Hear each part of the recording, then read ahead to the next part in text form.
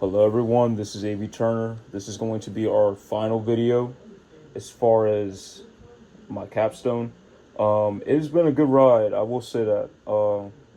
I enjoyed explaining to y'all about the history of aviation as far as African Americans and how we can improve representation. And I really just enjoy, understanding the history and telling y'all. But as always, leave a like, subscribe, turn on post notifications so you don't miss out on this final video. And I really appreciate all this love and support I have gotten. I just really hope, everybody just understands why this is so important. All right. But let's get to the video. I talked to a couple of black pilots over the coming months. They gave me a couple points and they explained to me, why exactly most African Americans are, not joining aviation. This is mainly Mr. Igwa, and a new guy I will explain later. Now, as far as Mr. Igwa, he is a American Airlines pilot. He's a African dude, very nice dude, very articulate, very smart individual.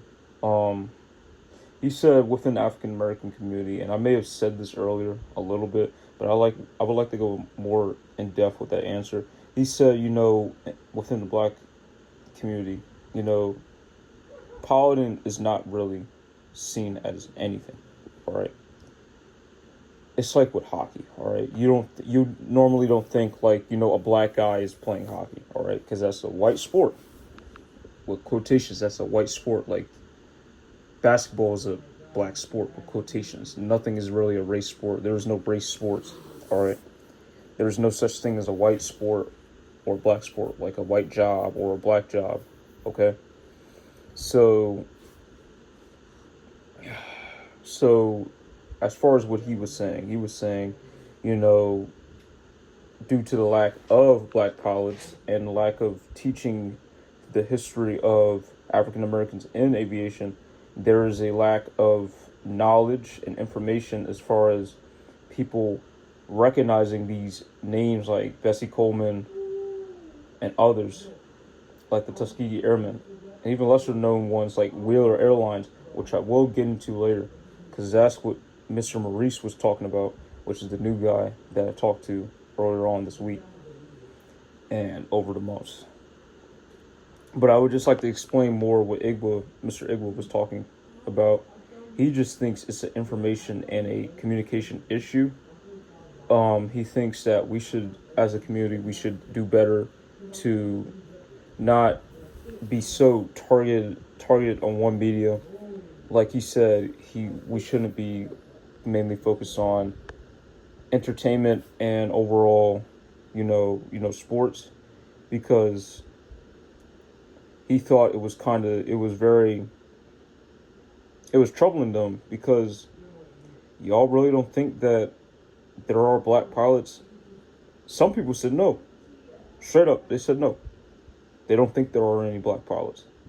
Ever. And it's not ignorant. It's not ignorance. It's just they haven't been taught. And it's not said to be, and they don't say it to be mean or to say, oh, that's white, man. Why as a black man would I fly a plane? No, it wasn't that. It's just they didn't know that there was any. Some knew that there were some, but there was such a lack of them that what really are they going to say? They don't really know that there's black pilots out there. Yeah, there's going to be like, they probably think there's like 5, 4, a bunch. And then like with what the news is talking about with the pilot shortages, there's probably even lesser pilots, let alone African American women. And I got this ratio today. I got this percentage of African American pilots. There are, it's a very staggering statistic. There is about 8% of African Americans that fly planes in aviation and major airlines. And what Mr. Maurice was talking about, what he told me, I'm going to go into that now. he said that, with systemic racism in the aviation world that I kind of got into in my video, but I didn't want to include it a little too much.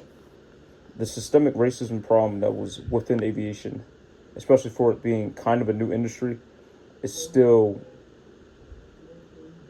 a prominent thing nowadays. I mean, it's kind of prominent now, but it was very much worse in history, because back in the day, if you wanted to fly, you were African American, like I said in a couple videos ago, you weren't allowed to, because it was segregated. And if that didn't get them, if that wasn't the kicker, it was already very expensive in general. And you know, black people were already lacking opportunities financially. Some were well off than others, but if you didn't have a legacy and if you weren't just dirty rich, you weren't getting in. Already your skin color was a problem. You weren't going to be able to fly until there is this corporation called Wheeler Airlines. I would like to talk about. Yeah, so Wheeler Airlines was this corporation that was originally made so African Americans can finally be able to fly, because all the white industries and all the white airlines wouldn't accept them for, of course, their race and their financial background.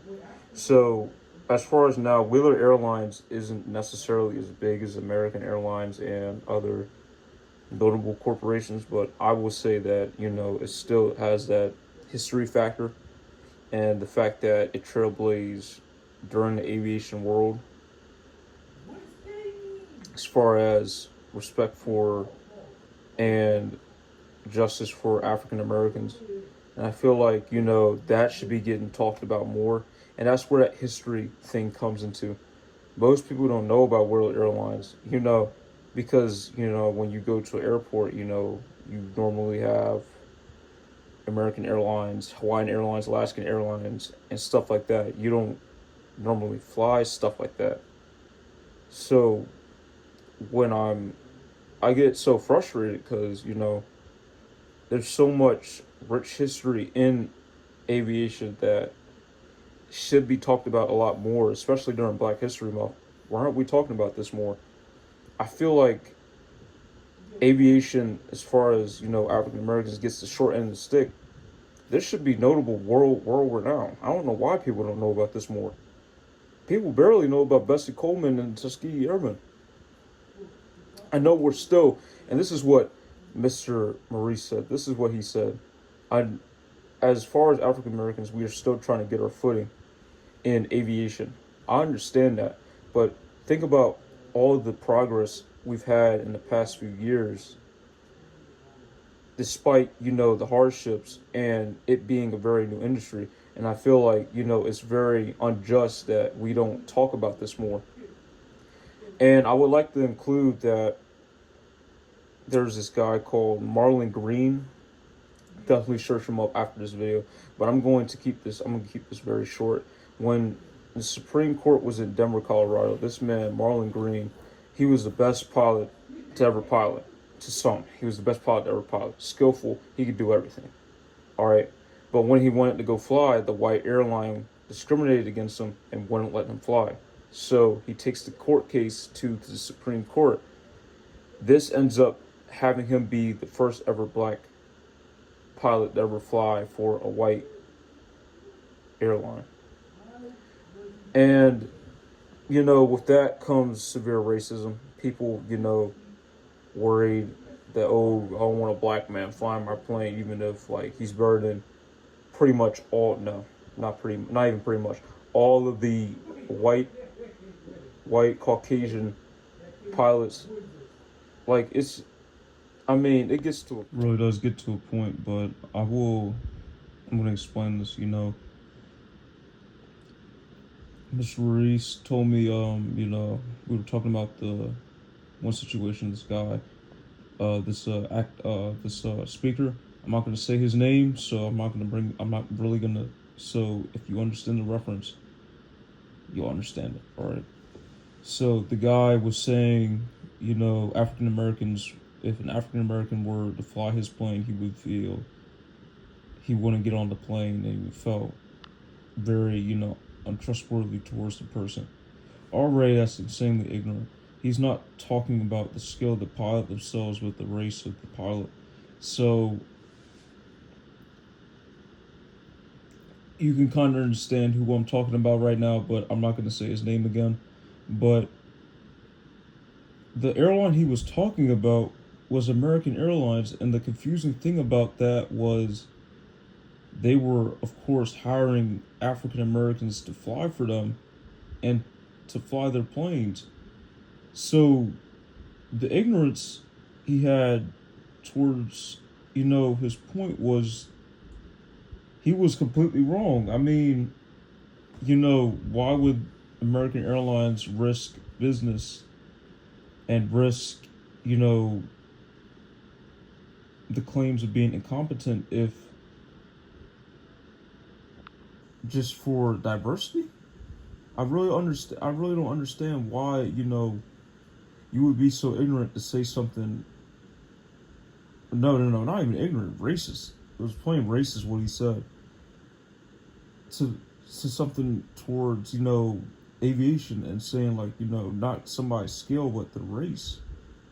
And I really feel like that stigma is just why African Americans don't want to fly because y'all think you people think that they're just gonna crash the aircraft.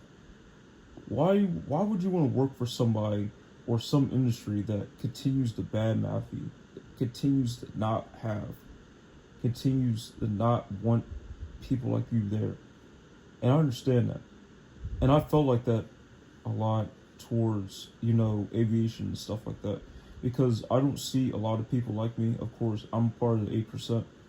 There's no people like me besides outside of the school. Right? There's barely people like me, and I barely met people like me in aviation, let alone African American women within aviation. That's a rare sight right there. That's once in a blue moon.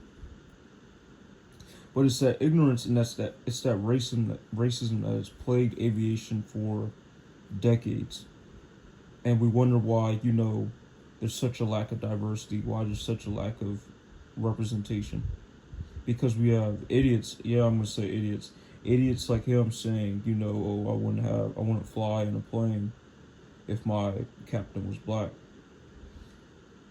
Which he was just plain ignorant and really just plain racist. But what Mr. Maurice said we can improve on is definitely representation, which is,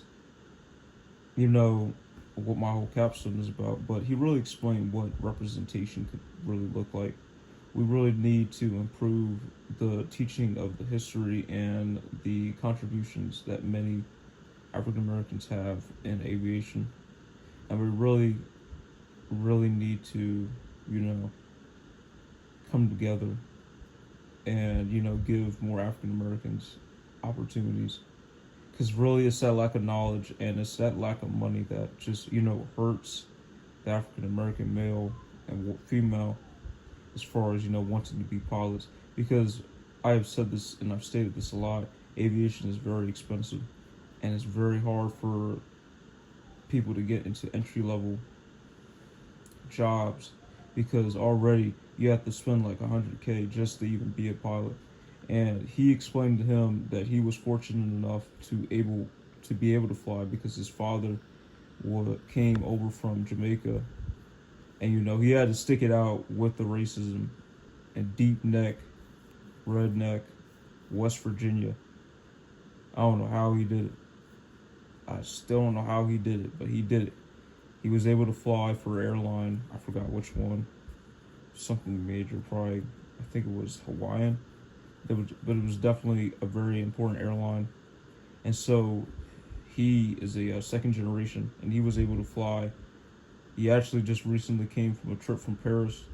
And it's just inspirational to me because, somebody like me, despite the troubles, even if they're a second generation, they still have earned their way towards, what they want to do. And I want to fly. I generally do want to fly. But, I just want to shed light on, to other African Americans and people that go to my school that, hey, we need you. Air traffic control, they need you. Airlines, they need you. American Airlines, they just throwing money out. They need us. They need us. And there is so much money that's just sitting there. And flying is fun. All right, you don't want to travel. You don't want to travel the world and see all these sights. That's the second bonus right there. That's where the real money is at. Being able to fly wherever you want. And then owning your own airlines, you can tell other people where to fly. You run logistics. You buy the planes. That's what you do.